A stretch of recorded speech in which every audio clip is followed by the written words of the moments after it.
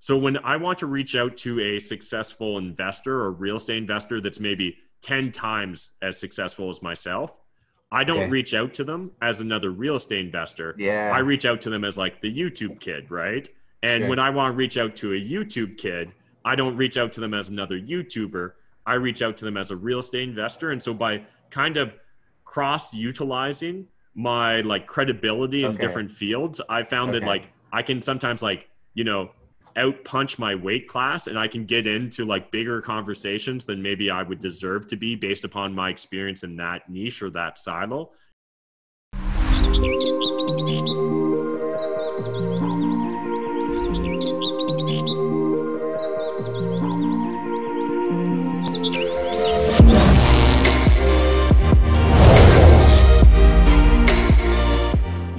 What is up, YouTube? Matt McKeever here with another episode of Deal Destruction. This is episode, I actually don't know what episode it is. I'm going to need to get Peter to remind me of what episode it is. But today I've got Pierce from Orlando, right?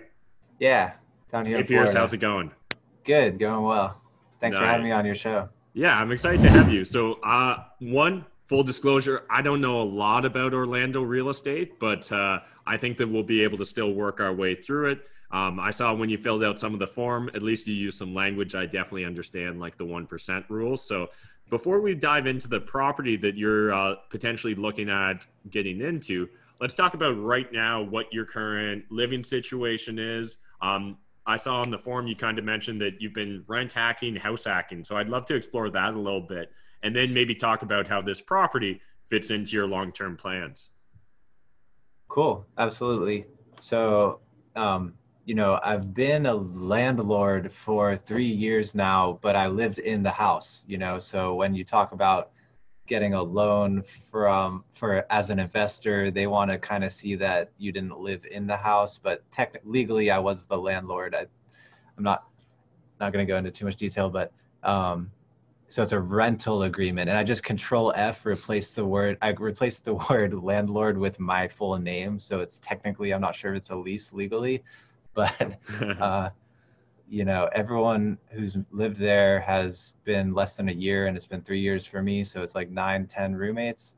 Some of them shared rooms, some didn't. They were all nice people. I didn't live at home as much as I lived at my office. So I'm actually a startup entrepreneur. And that's why I started having to house hack, because I didn't have revenue coming in or any income. And so, Gotcha. I was an engineer. I graduated, I worked as an engineer for 1 year, and then I started a startup. And it happens that, thanks to people like you on YouTube, I was able to figure out, hey, you don't need to pay rent in a traditional method, and you can be extremely lean. And so Hmm. that worked out really well for me. So I actually started in the garage of the house that I put my name down, and I got I used my credit to get the rental lease, and then I just kept filling the rooms. And, I had zero rent when I was in the garage, including all of the utilities and whatnot. And then, now I'm in the master bedroom. I just kind of moved. But Hmm. yeah, the people who sold it listed it as like a 4 bedroom, but I'm not sure if it's like legal to list it as to say it's a 4 bedroom when you're renting it, but they put the AC in the garage, so it's clean air. And yeah, that's been my experience. There are, some roommates that are better than others, as you know. And Yeah. recently I've had at least one that was really bad. So I kind of got tired of being a landlord, and I don't really feel excited about that. Uh, so I'm not sure if this place that I'm looking at will be 100%. I'm just going to live there myself as a homestead, but I do have it listed on Craigslist right now to put out some feelers, because in the US, I think there's like a little loophole. I'm not sure if it's a beneficial tactic. It's not a loophole, it's just a strategy where if you rent it for like 2 or 3 months, I think they'll classify legally they'll let it be on your taxes as a investment property. So I was thinking, like, can I fit like 7 weeks before I move in New Year's, and then it'll be an investment property. But then I realized that even if that is allowed by the IRS, which I'm not sure if it has to be 3 months or it can be 1 month, that it wouldn't really benefit me too much, because you don't pay tax as a homestead anyway. So even though this is a 3-2, one of the bedrooms doesn't have a door on it. So if it did, I might rent that room out, but it doesn't. So I'd like to know if you think we can put a door on it easily, or if it's in one of the photos. Okay, cool. Yeah. And definitely love that context and perspective. And I think it's awesome that you were able to rent hack and be able to live for free, especially when you try and do your own startup. If you can live for free, like the average Canadian, the average American spends 30 to 40% of their income right on shelters. So like right away, you're so much further ahead than the average person. So I'm going to be pulling up the listing right here. I'll get the screen share going and just kind of talk us through it while we're checking out the photos here. All right. So, I was considering like houses, foreclosures, short sales, all that stuff. And then I kind of narrowed in on like condos and whatnot because I found, well, so this is actually technically zoned as a duplex. So it's not a condo, not a townhome, but it looks like a townhome. It's 2 floors. This is the kitchen. This is the first floor bathroom. It's like 1740 square feet. It's got the mirror. That's the first floor.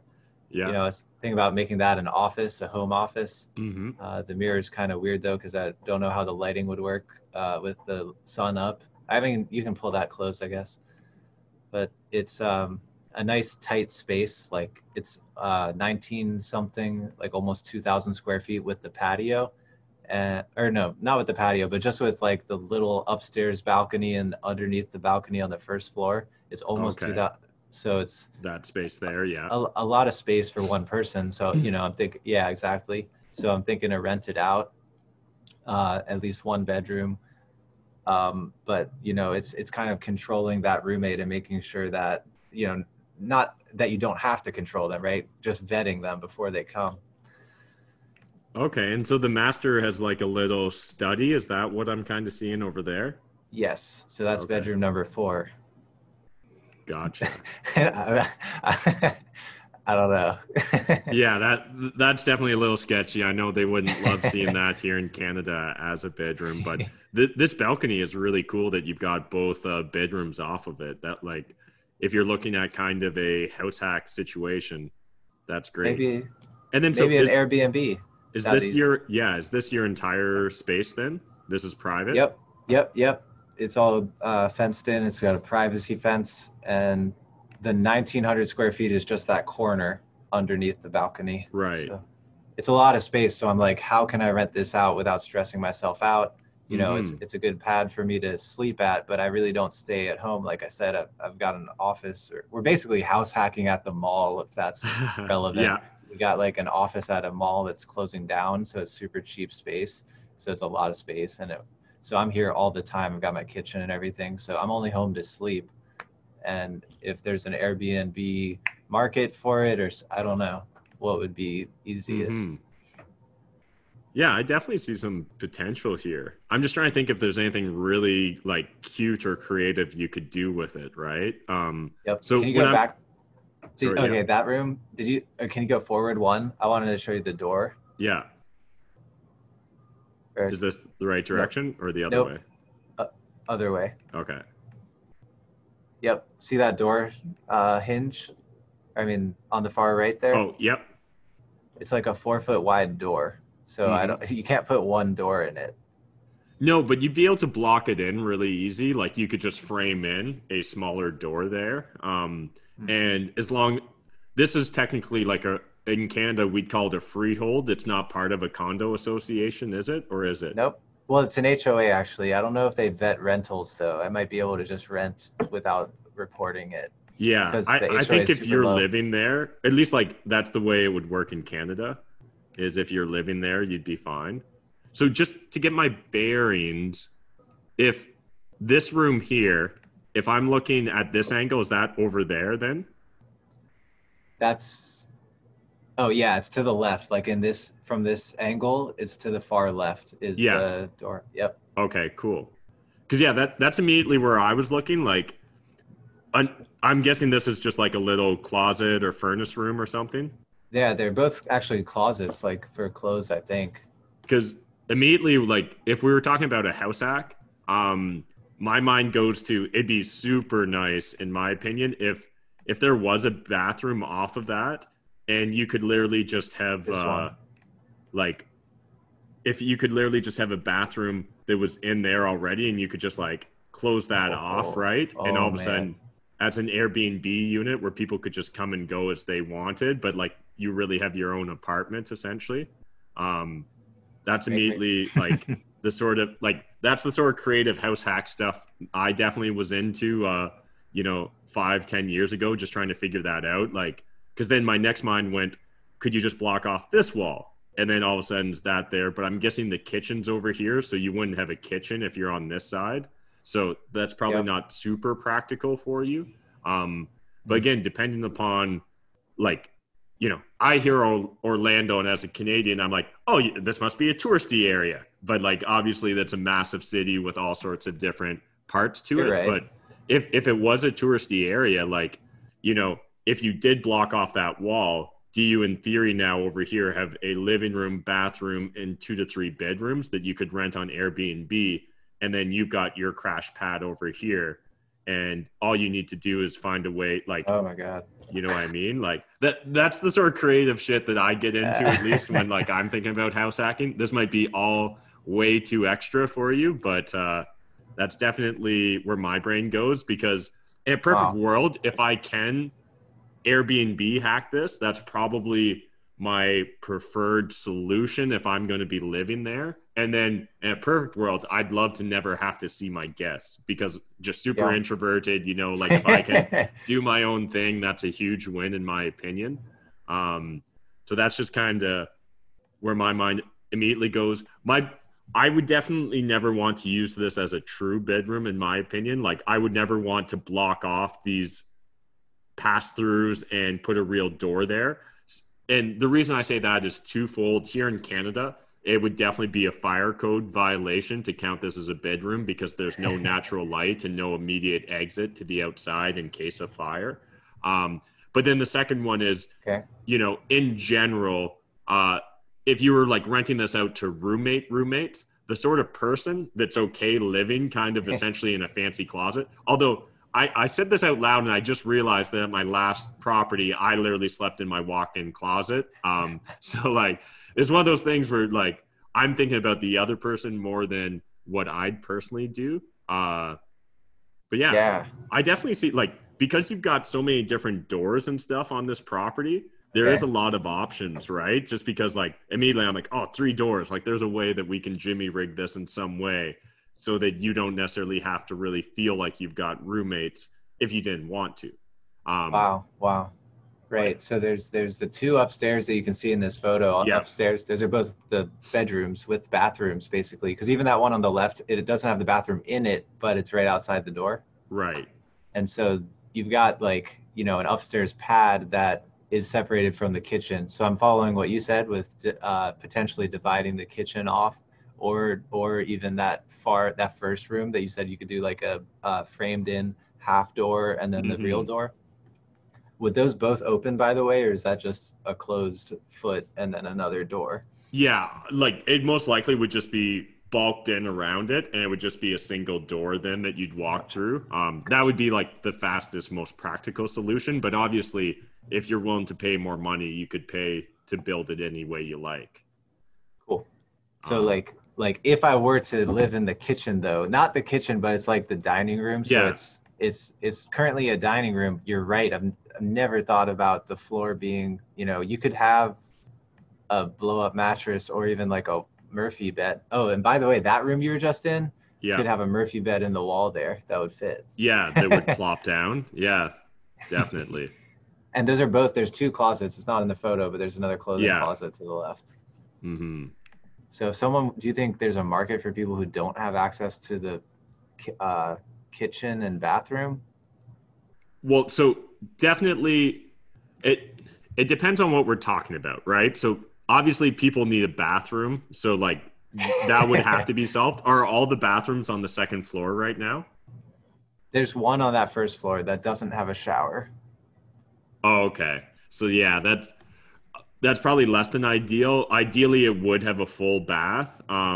So but like where my mind naturally went, there's definitely opportunities for Airbnb to not have to have a full kitchen, right? Like lots of people when they're taking short-term trips or vacation, if they've got a fridge and a microwave and like a sink, they're more than happy to have that be their primary accommodations, because they're going to Uber Eats, they're going to go out on the town. Well, maybe less so in COVID, but Yeah.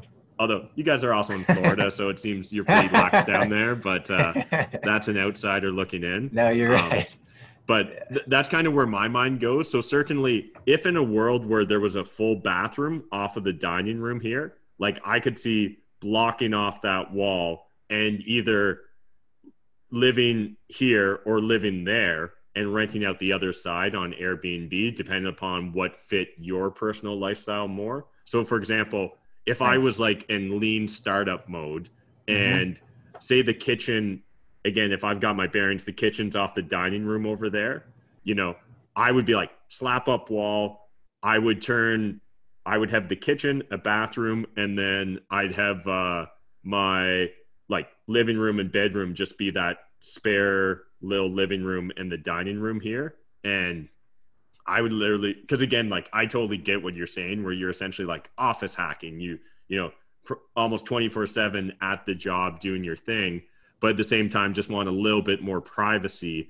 And like when you do decide to come home, you kind of want your own space. Yeah, yeah, that'd be perfect.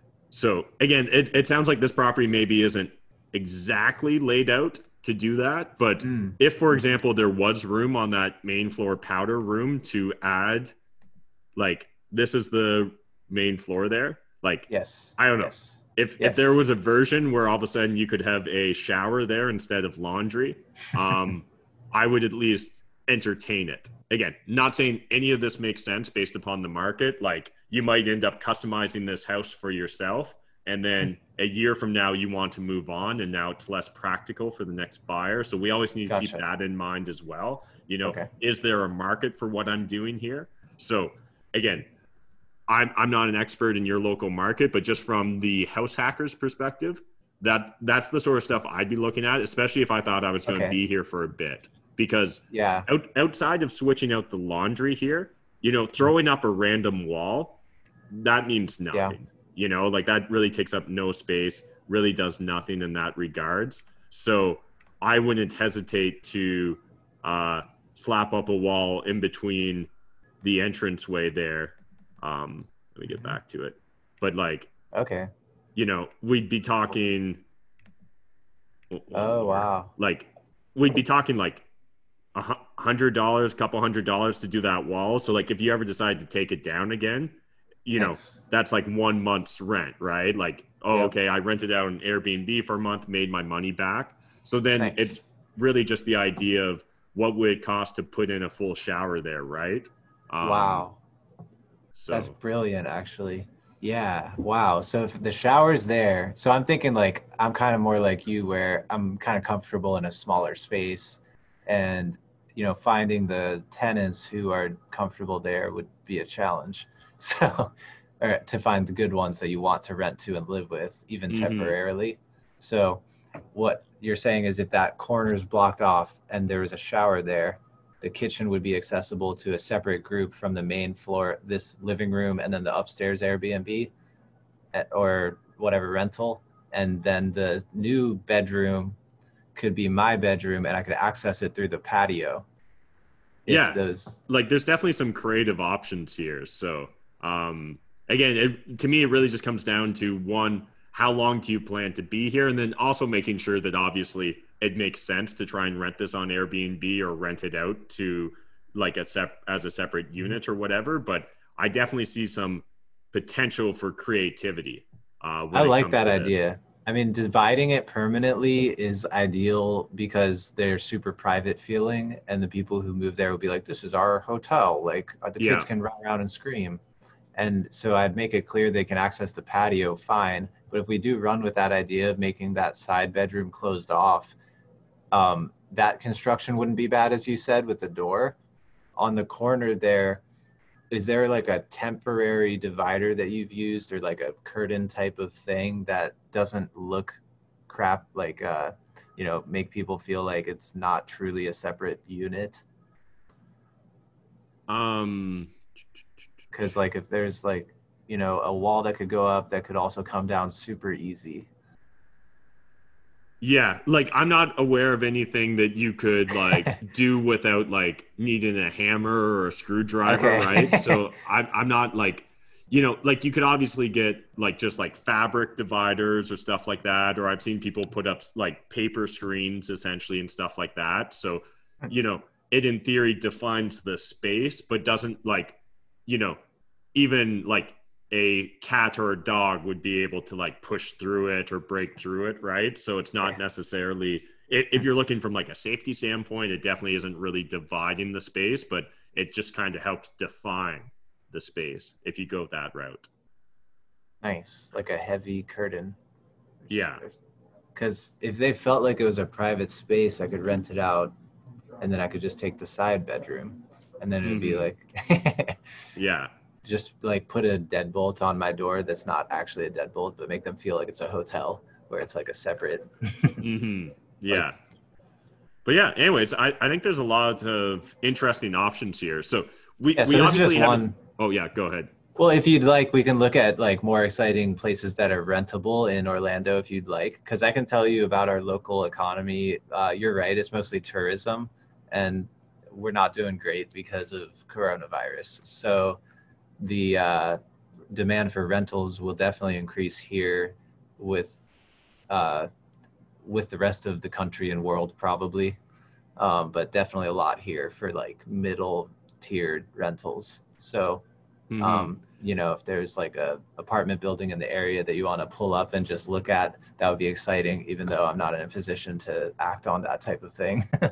Gotcha. Well, first, let's just quickly cover the numbers on this property because we actually haven't even got into it. So, Yep. if I remember correctly, you were looking at, was it 189 or 169? Yep. It was like 1 6 or I offered 168 actually, and they did accept. So we're actually inspecting the place on Monday. Okay, cool. That's exciting. Yeah, I'm And excited. so then you were saying if you weren't moving into this property, what would it rent out for just normally? I think it's like, so this one's not updated. So an updated unit near in the neighborhood right next to it, I think is the same size. And it's like one, no, it's 1400 a month. And so if we updated 1400, if not 1200, for that IRS tactic where I just wanted to rent it out for less than 2 months, I put it on Craigslist at 990 and I got like 10 people emailing me.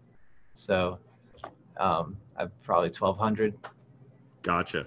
Yeah, like that definitely seems like an interesting opportunity. And what I love about when I'm looking at a potential house hack for myself is, you know, if I need to pivot, if I need to move in a different direction, could I just rent it out and at least have the property cover itself, right? Or take care of itself. And so again, obviously this property Yep. scratches that itch in case, you know, tomorrow all of a sudden your startup's in Austin or something, you're able Yeah, to right. pivot That's fast. that's a good point. Um, let's see here. So, oh wait, we're not screen sharing. Sorry, I started typing in the.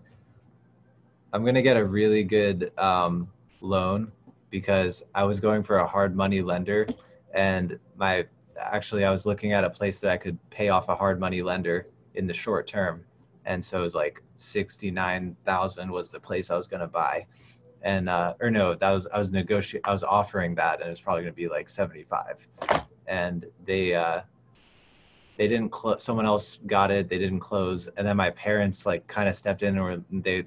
I mean, when I went there was like some indications that there were break-ins. Like the person who lived there added bars on the windows, and then there was like some sketchy. You know, there's drugs in a lot of places, and I think they were definitely selling drugs in the parking lot.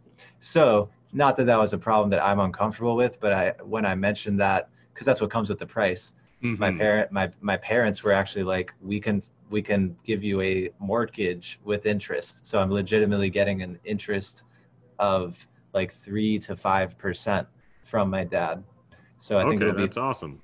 right. So 3% is like not something I would get otherwise, but so it keeps the cost monthly down to what, like 980, not, I don't know, 900 flat. I don't know. Okay, yeah, and that's what you're roughly looking at your overall total cost of operating the property or just to service the mortgage and interest? Just the mortgage and interest. And then what do you figure utilities are on top of that? 200 max with water. I'm actually thinking to go solar. There's a solar company that's selling panels that plug into your existing circuits. So you don't need a professional to install them and you don't need any legal, you don't need a certificate. So the cost actually pays for itself in the first 3 years. So these are very cheap solar panels. They're like good ROI. So with that, it's just water and then what would taxes be? probably not, it's going to go up. So they listed it cheap, but she's like grandfathered into something. So it'll be like 100 a month, 1,200 a year. Okay, so overall, we're maybe just under $1,000 for our mortgage, couple $100 for the utilities, and then another 100 for property taxes. So it would be about like $1,400 kind of all in. I think it would be, I don't know. Can we type it into Redfin what it'll be monthly? Sure. Because you're accurate on the utilities and the other stuff. I just didn't know what the mortgage is going to be. Okay, sure. Yeah. Let's do a quick little screen share here. Bring it up. I'm used to usually using my Canadian mortgage calculators, but Redfin's a good one for US, is it? Yeah, that's where I found the place. I don't really rely on realtors because they aren't. The filters are beautiful, man. I saw you were on your show looking at like an island, and the way you just started searching for it so casually was hilarious.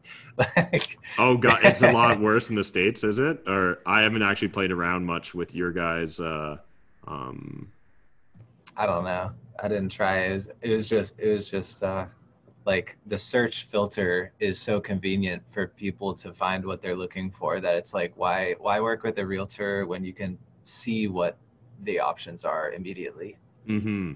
And so what are you looking to put down as a down payment? 20%? Yep, roughly. Yep. Yeah, exactly. Actually, exactly. And then are you guys kind of doing it as a 30-year or what's Yes. that? Yep. 30, Okay. 30. And then the interest rate you said was 3%, 3%? Okay. I think, unless my dad has a change of heart. Okay, nice. Well, I don't see how I changed the interest rate. That's kind of strange. Oh, it's advanced options at the bottom. Oh, is it? Okay. Fancy. Put this into 3. Done. So yeah, $930 a month. Oh, okay. So this automatically factors in your property taxes. So we're closer to actually, that makes a lot more sense. Like $600 a month. You know what? And those property taxes will be higher. Whoa. Why is it so? Oh, that's annual, or is that monthly tax? That's monthly, but it doesn't Okay. know where you live, right? So I didn't put in a actual place. So if we go Orlando, I don't know if it'll update now. Jeez. No, it doesn't. But Okay. again, obviously, if you've been like, if you looked at what the seller's paying, that's what I'd primarily use in regards to my estimates for costs. But even if we run with their property taxes, right? We're 570, another 250. Insurance, I don't know what insurance is, but I assume they roughly know what they're talking about. So we're about 900 plus your utilities. If we're $200 for utilities, that kind of puts us around 1,100. And if you can rent out for 12, at least worst case scenario, if you have to pivot fast, you'll be kind of break even on the properties. So Thanks. That's awesome. That makes sense to me. Even living there, if I Airbnb, have you gotten into Airbnb? I know COVID kind of wrecked it a bit, right? Yeah. So pre-COVID, we were going very hard on Airbnb as a strategy. So I have about 10% of my portfolio has been converted from long-term stays to short-term stays on Airbnb. 10%. Yeah. So I've got about like 120, 140 units right now, like at any given point in time, Wow. right? And so like just over like about a dozen units are on Airbnb, right? Well, We were originally looking to scale that up, and we probably would have had COVID not happen. But in the first few months, at least here in Canada, Airbnb essentially shut down. Like it became illegal to rent out on Airbnb unless it wow. was to someone self-quarantine. So like if they were isolating because they may have been exposed to COVID, you were allowed to rent out to them, but otherwise Wow. you weren't allowed to rent out to anyone else. So again, obviously each jurisdiction Wow. Yeah. and regional location will have its own rules, but Yeah. here in Canada, that really put a damper on things from my business model. So we quickly had to pivot. And rather than take the rest of the units I was planning, we probably would have went up to 20% on short-term stays. But instead, we stayed at that 10% level and then took all the other units that we wanted to put as short-term stays. And we actually started doing executive rentals. So that's where we furnish it. And then we rent it out to young professionals or people like that on a Cool. semi-permanent basis. So they're usually looking Oh, for a cool. few months, which Oh, lets wow. us kind of work around the issues of not being allowed to do short-term rentals should all of a sudden a second wave come in with COVID. So definitely Interesting. important to always be aware of that. One thing I'd recommend, Pierce, if you're not familiar, is AirDNA. And so if Okay. you sign up for AirDNA, you'll have to pay like a 1 month subscription, but it'll be totally worth it. And Access Orlando, and it'll be able to quickly estimate what it thinks you could rent out your unit for. It'll also show you what top performing Airbnb units are. So essentially, it's just like a data aggregator that pulls from Airbnb, right? Okay. But extremely valuable, especially if it's your first foray into Airbnb, because you'll quickly understand and be able to identify whether doing this short term or long term makes more sense for your personal situation. Awesome. Thanks. Yeah, I'll definitely look at that. I also heard about one called Mashable, but I didn't get to look into these things too. I couldn't figure out how to use it, honestly. I'll use AirDNA. I was going to ask you with regard to, your business's move. It's really exciting following along with you on YouTube and seeing like, okay, now like Casey Wong has like 100 unit building to show us. And Mm-hmm. so are you looking to do more of what he's doing for larger and larger units where you're getting like, because I assume like bankers don't want to issue 100 loans to anybody, right? Or 10 loans even. So is that part of the strategy as you grow, is keeping however many loans out to just the larger ones, and convincing lenders easier because you don't have 20 or 30 or 40? There's a grain of truth in that, but that's not the primary driver. So certainly, like less mortgages and less debt, the more favorable a lot of lenders will treat you, but not to a degree where it's going to necessarily restrict you from growing your portfolio. The primary driver for me wanting to move into larger multifamily properties is twofold. So the one is it is simply simpler. You got one roof, usually one heating system, right, for a large building, and you also have it for a small building. So from like a maintenance and just operations perspective, there's a certain scale of efficiencies that comes with larger buildings. Hmm. But more so, what's the primary driver now is when I was originally building my portfolio, the goal was to build my own financial fortress of solitude. So I knew that I'm a very simple guy. I don't need a lot in my life. So I knew if I could make $2,000 to $3,000 a month passively from my rental portfolio, plus have a unit that I could live in for free, that I'd literally be able to maintain what I would consider almost my ideal lifestyle, because I'm just a Awesome. super basic bitch. But with that, once I built that, then I started deciding to get more into building businesses and taking on certain liabilities and obligations that have a much bigger cost associated with them. And as I continued to kind of go down that rabbit hole, um, you know, at this point in time right now, between my different businesses, I've got about 30 full-time employees, right? And Wow. so that's actually something that appreciate that. I get a lot of personal satisfaction from that as well. So like, to me, a decent amount of my personal meaning is driven by the lives I can impact, and specifically my employees' lives. And so one of the things that I've started doing with my real estate portfolio now is it's no longer about necessarily making me money. Now what I'm really focused on is using it as a piece of leverage towards credibility. So I noticed like the most popular and most viral Wow. content I have on my YouTube channel is Casey Wong. And Okay. so it's really about people really respect that certain type of building, right? So if I have Okay. 100 houses or 10 apartment buildings, each with 10 units, I started to notice they respect that more. But secondly, as I Interesting. continued to grow and develop as a real estate investor, I realized that I'm kind of in a unique position with my YouTube channel. So when I want to reach out to a successful investor or real estate investor that's maybe 10 times as successful as myself, I don't Okay. reach out to them as another real estate investor. I Yeah. reach out to them as like the YouTube kid, right? And when Sure. I want to reach out to a YouTube kid, I don't reach out to them as another YouTuber. I reach out to them as a real estate investor. And so by kind of cross utilizing my like credibility in Okay. different fields, I found that Okay. like I can sometimes like, out punch my weight class, and I can get into like bigger conversations than maybe I would deserve to be based upon my experience in that niche or that silo if I go Sure. use the credibility from a different niche or silo. And so now the real goal and one of the Yep. primary That's drivers really brilliant. Wow.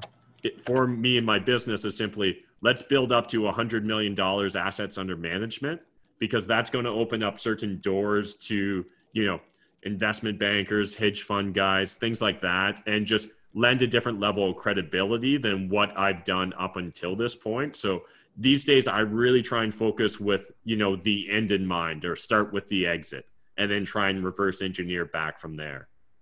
Gotcha. I missed like one word, and it's an important word. You just said X assets under Oh, management. assets under management. Yeah.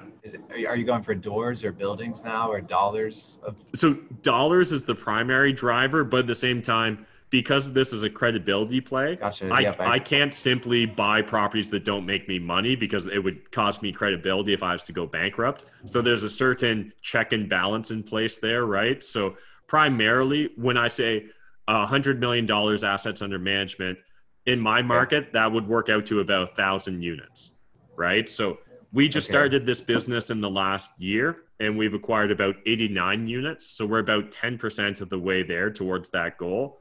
And we're looking to try and hockey stick, our growth trajectory once we get a certain level of experience under our belt. Because with each deal you do, it becomes easier to do the next one, as long as you were successful in the last one. Gotcha. Interesting. Did you say how many 100,000 for 100 units? So yeah, so one unit cost me about $100,000 in my market. Oh, gotcha. Yeah. Nice. And it's Toronto, right? Just outside of there, London, Yeah, Ontario. Yeah. London. Yeah, So you the got 10th that whole largest city. area. Yeah. Beautiful, man. It's like New York meets Chicago for US, because you're right in the middle. So it's Hmm. like they're like trying to make like an AI city over there in New Silicon Valley for big data in Yeah. Canada. Yeah. Yeah. Out of Waterloo and Yes. Toronto. Yes, exactly. There's a good Waterloo graduate who makes programming videos for people looking for like tech jobs online. Have you looked? I saw a Graham Steffens video where he actually met with Kevin O'Leary, and O'Leary was like, if I saw this portfolio, I'd say this guy's got too much real estate. Like that was his critique that he repeated over and over. I don't know if he just wanted to critique the guy, or if he legitimately thought that it was a not good strategy to be. So have you thought about, as you're transitioning to bigger and bigger buildings, and then do you want to also transition to other asset classes like islands or something? Or Yeah. So as far as diversification goes, diversification sounds good and it's a nice warm safety blanket. But I think realistically, for anyone that's actively trying to grow their net worth, you're usually going to have to focus on a niche and really nail that, scale it to a certain level of success. And then okay. you can cash out from that success. And that's when you want to diversify. So I would be shocked to learn that Kevin O'Leary, during his come up, if he wasn't over Right. allocated into a single asset class as well. So for Good point. me, the primary asset classes I'm over allocated or heavily got my net worth tied up in is real estate, and then two of the businesses that I currently own and operate. Right between those Okay. three, um, they probably make up like 85% of my net worth, and then the rest is in like cash and stocks and like more traditional type investments. So I Well, understand what Kevin understood. was trying to say, but at the same time, I think that he was trying to find something to make it Just clickable, right? okay, gotcha. I'll let you Yeah. go. I'm not gonna keep picking your brain, but I wish I could give you some helpful advice, but I can't. So I was just shooting the shit. If you end up being able to use this, great. I know it wasn't a great you know uh, rental, but it was really fun talking with you, and I'm really thankful for this opportunity. I'll take your book I'll just keep watching you and following along. I wish it was Awesome. easier to do business with Canada, but Yeah, you know, there's taxes, same. right? Yeah, but yeah, really great meeting you, Pierce. Just keep hustling, and best of luck on this property. And let me know if you end up doing something quirky or crazy with it, based upon some of my random ramblings. Yeah, I definitely will. Okay, have a good night, man. Thank you so much. Have a good weekend.